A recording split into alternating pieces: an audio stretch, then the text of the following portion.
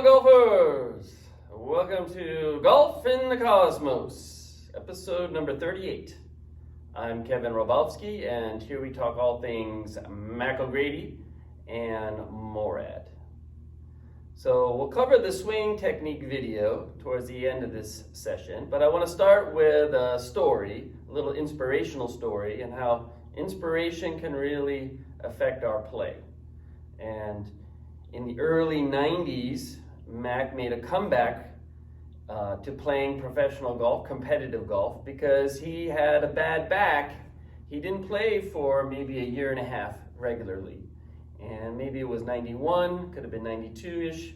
He made a comeback to playing, and he had exempt status as a past champion, and he got into the Sony Open field in Hawaii, and we spent some time together. Mac was very diverse in his interests. Mac is a music lover for sure, and we would go to Tower Records together, and he would buy me dozens of CDs. He would buy me Vic Damone, who was a close personal friend and somewhat a mentor to him, who lived in Palm Springs. So Vic Damone, Nina Moscori from Greece, Sarah Brightman from England, and he just loved this kind of cultured, more classic style of music, and he would just be very generous and buy me CDs. And so sort of to repay him, I suggested we go to see this movie named Cinema Paradiso, and I told him it was the greatest movie he will ever watch, and I told him a little bit about the story, and we went. And I didn't tell him, unfortunately, that it was Italian and it was in subtitles, so he wasn't very pleased with that. But once the movie got going and you get into it, it is like it's normal. So it was a very interesting experience. If you haven't seen the movie, I highly recommend it, Cinema Paradiso. And just to go over the story a little bit, it's about an Italian film director who's now, middle-aged, and his mentor in life has passed away, and there will be a funeral, and he has to go back to his hometown, this little village in Italy that he hasn't seen in 20-30 years, and he's remembering his childhood as a young boy, and his nickname as a young boy was Toto, and he's very mischievous, but he loved movies. Very smart, but again, very, impoverished, poor family. His father has died in the war, so his mother is bringing him and his sister up, and he gets into a lot of trouble. But he loves the movies, and he wants to know how it all works in the film projection room. And so the projectionist, named Alfredo, he's like this older, cantankerous guy, constantly kicking him out, scolding him, getting rid of him. But Toto, this young boy, he keeps persisting, and eventually Toto, the young boy, and the projectionist, Alfredo, they form a friendship, and Alfredo mentors him, shows him how to learn the projector. And of course, they have a huge audience because in the evenings, this is the only thing to do in this small village, and they probably only have like a movie coming in every, month or so. And before the movie is allowed to be shown into this little village, the Roman Catholic priest has to approve it. And anytime there is like a romantic scene with the leading man and the leading lady, and they're about to kiss, or they start to kiss maybe at the end, the Roman Catholic priest rings a little bell. So he watches the movie first in the room, in the theater, and then when there's a kissing scene, he rings a bell, and that signals to Alfredo he has to cut this scene out. And so when the movie shows to the wide audience, and it looks like the leading man and the leading lady are about to kiss, all of a sudden the film jumps to the next scene, and the crowd whistles and boos, and this is like a funny moment, but it happens consistently. The anticipation of the kiss, and then all of a sudden the scene jumps to the next one. So it's kind of enlightening. But the young boy Toto grows into his teenager years, and then he falls in love. And of course, you know, it's not an easy thing. He has to really suffer to win this girl over and sacrifice, and eventually he does. And life is sweet for a while, but when he turns 18, he has to do mandatory military service. And when he comes back to his hometown, the girl and her family have moved. And she never writes him or gets in contact with him again. So, you know, he's kind of heartbroken, depressed. And then when he does talk to Alfredo, Alfredo says, it's time for you to leave. You must leave this small village and, you know, make your way into the world. And Alfredo is very strict with him. He says he never wants to hear from him again. He only wants to hear about him from the other people. And Toto goes off and becomes this famous film director. And now, you know, he's, you know, remembering his life and coming back to the funeral.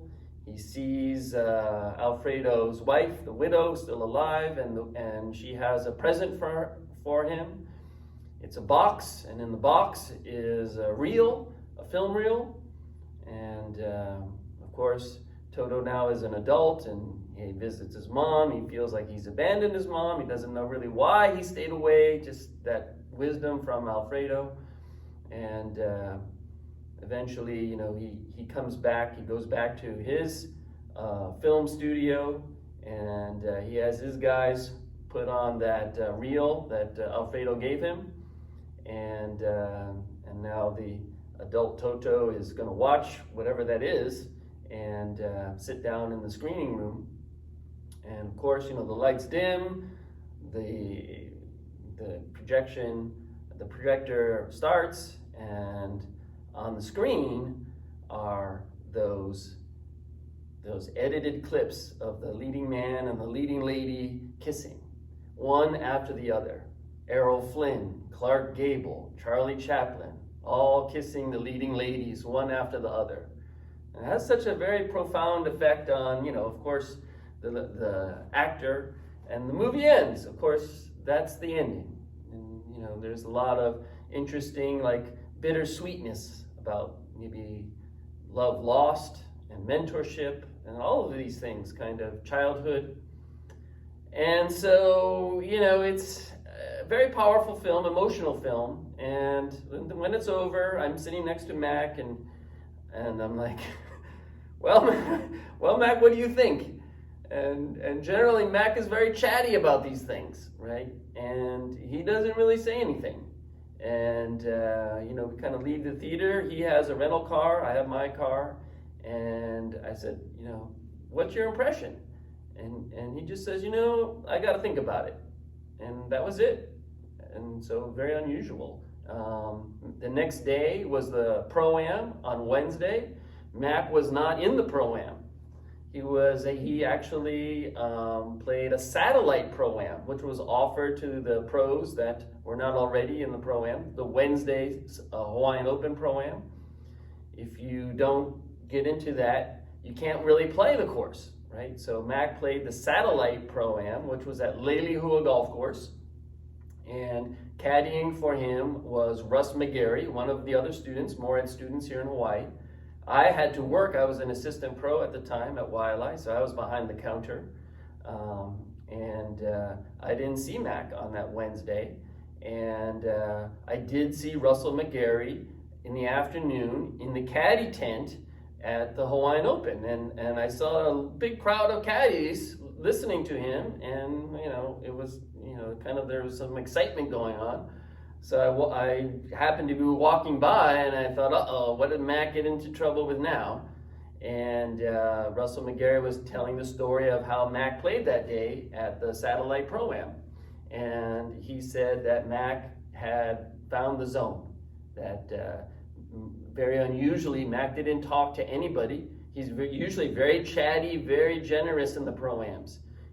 Mac would write poems on the scorecards and give them to the amateurs. He would write swing tips. You know, amateurs love playing with Mac O'Grady in the Pro-Am. And in this particular Pro-Am, Mac didn't say a word, and he couldn't miss. So Russell McGarry was telling the other caddies, Mac was 12 under par after 14 holes. So, and on the 15th tee box, it's a reachable par 5. And he tells Russ McGarry, Mac tells Russ, that he's going to cool down and par in. And Russ was like, are you kidding me? You know, you're going to shoot 50 something, right? 58, 56. But Russ was just thinking this, and Mac explained he wasn't going to waste it on the Satellite Pro-Am. And so this was, his thinking. And so Mac parred in and shot 60. And, I'm not sure if Mac took practice putts. I'm not sure if that counted as a course record. I don't know what, what the ramifications were, but I remember Russ McGarry just being blown away, and Mac saying that he's going to cool off and par in and not shoot in the 50s. So the next day was the first round of the tournament. Mac did not come into the pro shop and say hello, and I had a break, and I ended up driving out with a golf cart on the outskirts of the holes, so I could, follow Mac for a couple holes. And Mac had started off the 10th tee, and he was on hole 16 tee box when I saw him. And of course, he didn't see me because I was very far away, and I could see something was wrong with Mac. He kept, rubbing his collarbone, and he popped up the ball on the tee shot. Hit the tree, palm tree, that's right next to the tee box, and he hit the ball like 70 yards. Very, very unusual.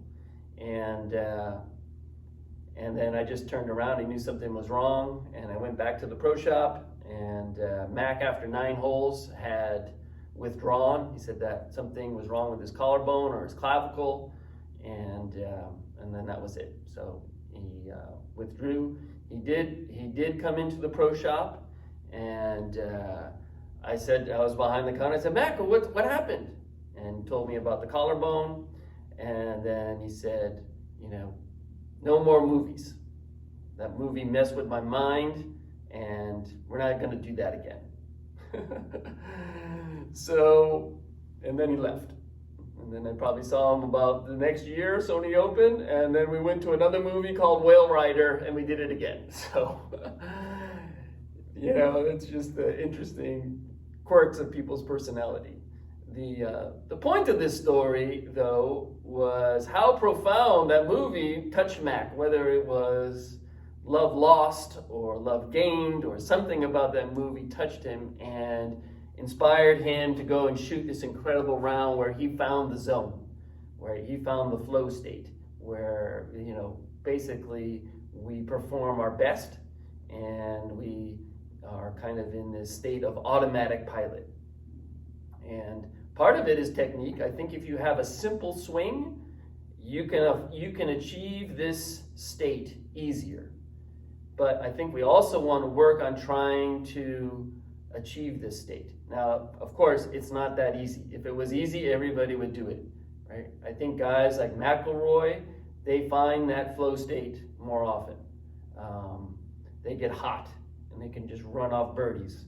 I think this is what you're seeing at the top level. It's not really technique, although a simple technique helps. So exploring methods to find that flow state. That's really important, right? Sometimes it's a movie that can touch you, something emotionally, and then you find this mental state where you can just, it's either a determination or a complete relaxation. Maybe it's a combination of both. So there's a very delicate balance of yin and yang, and definitely something that needs to be explored more in terms of performance. Of course, with all this technology, we get all wrapped up into technique. And so we have to be careful with that. Although I would definitely recommend to simplify technique. So one of the ways we do that, and this is what today's video will cover, is the right elbow. The right elbow flapping around a lot, that is going to cause a lot of problems. It's going to complicate the swing and make the brain work harder to repeat it. So a repetitive swing, I think you can find this flow state. So what Mac does in this video is he brings a yoga strap. And you basically put a loop in it, and then you can put the loop above you like this, kind of like a shirt. And like a belt, and I've seen this with Hogan too, so I don't think Mac invented it, maybe with the yoga strap, but I saw Hogan do this with a belt, and you simply put the right elbow under the strap. And then you can hold the club. Of course, you can make the strap tighter or looser. If it's too tight, it's going to be, your elbow's not going to move at all. So you got to be careful about that, and so find something that feels reasonable, but with the strap in, it will force your elbow down and in, so you can get a nice set, and then you can keep the set, lag it, and get into a good impact position. So this is a very nice drill. I've got it kind of like, I would say, medium tension, right? If you look at the swing, what it does. So it creates that nice MORAD look. Right? Keeping that right elbow in the down and in position also stops the right shoulder and keeps the pivot moving, right? So in this video, Mac is talking about how he worked with this strap with VJ. And VJ would tend to not fly the elbow, but he flipped the wrists over and get the arms running away in the follow-through, as opposed to keeping the elbow tight and then keeping the wrist more held through impact in a lower position, a more neutral position, instead of releasing so aggressively and getting the right hand to cover the left. So every now and then, VJ would hit one to the left, just really be irritating. And so Mac worked with him on the strap. And if you look at the videos of VJ, let's say in the mid 90s, you're going to see VJ's right elbow is down and in. He's changed that recently, especially going for more distance. But what happens is when your elbow goes into external rotation this way, it flies. It's very difficult for your shoulder and your elbow to go into external rotation and then find the internal rotation. Guys have done it. Freddie Couples is a good example. So the elbow, what the strap teaches you is to keep the right elbow in internal rotation, the right elbow and right shoulder. And of course, there's some flexibility there that it needs to get stretched out, and that's something that you can work on. But you can work on this strap as a drill and train that right elbow to stay in the number one position, which is down and in. That will serve you well. It'll make your swing more repetitive, and then you can find the flow state too, and go ahead and flirt with 50. All right, enjoy. We have it on the tape, 1994, going here like this. Why? And then watch, his hands went this way. Look at this. The elbow can't change. Okay?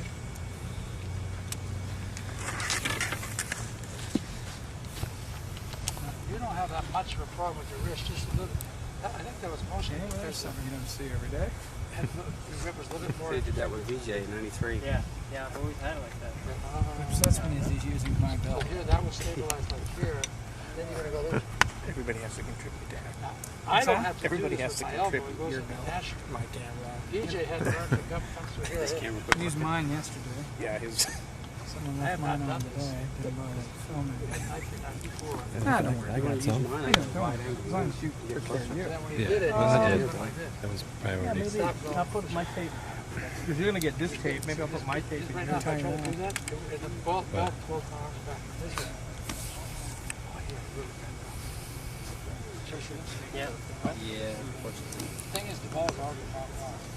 What, Mac? What are you doing there? I was getting Bill. He's had a problem. His elbow was flipping around. 1994. Put the belt in here so so we can keep the right elbow and stay in constant pivot. Paddle wheel type of thing. Got it like this.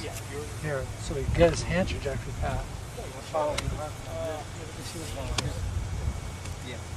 Right, so this stabilizes this over here as they get the hip, the body.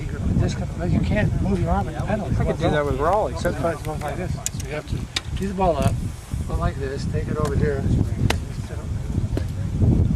So anybody that has that problem, like Raleigh does, that's a good idea, isn't it? You can probably use surgical tubing too. Huh? Okay, yeah, I got that. So you can actually not make it too tight. You can loosen it up a little bit. Bring it over to something like this. That one I had it real tight, so this has a little bit of a movement. I did. A little bit. This one, Well, I've got it. this one, here, come here, watch. Put this on yourself, watch. See here, this is the third one, go ahead and do it. If the person needs a little bit more loose, then if they have that elbow problem, then now watch, now it's going to start falling. If it's a little higher, here's like this, gives a little bit more leeway. But you need about the third loop. Try it. Put it on your left side. Maybe it needs to be tied up or something, I don't know.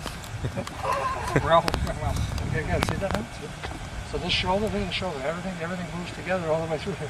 and it wouldn't, it doesn't even feel right Oh, there. no, just got to figure it Hogan's drill was similar. out. What? Didn't Hogan have a drill like that in the 500 mile? Similar to that? No, he did. In the center, left arm clutch at 90 degrees. And all of a sudden, boom, we're going to start transferring the weight, crease the leg, elbow gets back to the rib cage, right arm straightens out, delivers the shaft 30 inches from the ground on a P6. Now the right elbow straightens out a little bit more, then the right wrist is released from back to the right where you're perfect with the space between the knees. Now we got to get you up to P10. Here at impact now, you're going to go over here like this, you're going to come here. Now look, you got to get over here, press the boom, let these legs come down P6, boom, you got to start releasing the pelvis. Get this up here, up, up, up.